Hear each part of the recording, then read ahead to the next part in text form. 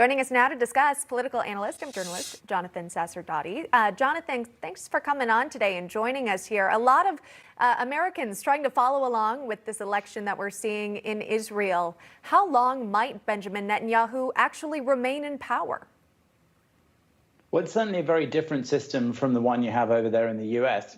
And that's why this has been such a tense time for all involved in the Israeli elections. Remember, they've been through 4 elections in 2 years, and that's because they keep getting these inconclusive results. And as you said just there, Benjamin Netanyahu really calling into question whether or not this result is valid, saying it's undemocratic, something of a fraud. Where have we heard that before? But in this case, it's rather different from what happened in the States. And the way it works in Israel is that many parties take place in the election. And in the end, what seems to make the balance of power is not who won over who else, but which parties can come together as a coalition. And that's why Naftali Bennett, who only won a few mandates, is actually set to be the Prime Minister first, because he holds the balance of power for the coalition that he's managed to join. And that means that he could become the Prime Minister with very few mandates. That's what Benjamin Netanyahu is saying is undemocratic. And in answer to your question, there is a limited amount of time during which Benjamin Netanyahu can try and throw a spanner in the works. And he's certainly doing that. He's trying to cause any difficulties he can, any disagreements he can among those very disparate coalition partners, which range from the very far left to the far right, including a large centrist bloc, religious parties, and even an Islamist Arab party for the first time in Israel's history. It'll be very interesting to watch and see what comes of that. In the meantime, there was some baby news over the weekend that might be of interest to people living in London and abroad as well. Prince Harry, Meghan Markle, they welcomed a baby girl in America. The couple announcing this. Prince Harry and Meghan, the Duke and Duchess of Sussex, welcomed their daughter, Lilibet Lily Diana Mountbatten Windsor, to the world.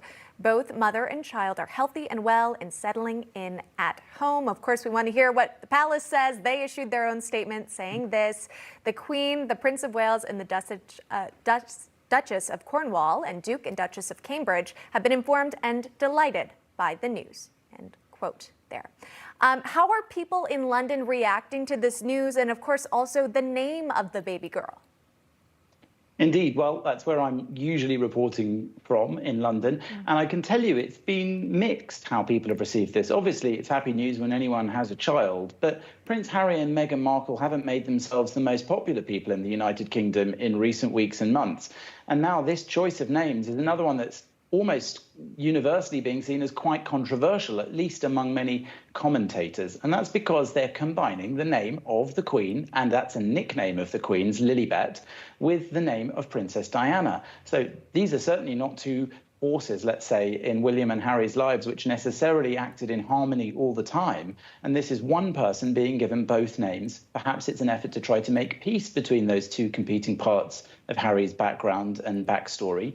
Perhaps also, some have said, it's a way to keep the child tied to the monarchy. Their place in the royal family is rather in doubt. They left as working royals and went over to live in the States, and then have had these inflammatory and rather explosive interviews with Oprah and others over recent months, which have definitely upset the royal family, along with allegations of racism in the family and cutting them off from money. And certainly it won't be doing very much to pursue their stated aim of seeking more privacy, especially for their children. Can you think of 2 more famous women to name this one baby after than the Queen of the United Kingdom and Princess Diana? That certainly means that this child will be watched for many years to come. Yeah, paying a tribute to her great-grandmother and grandmother as well.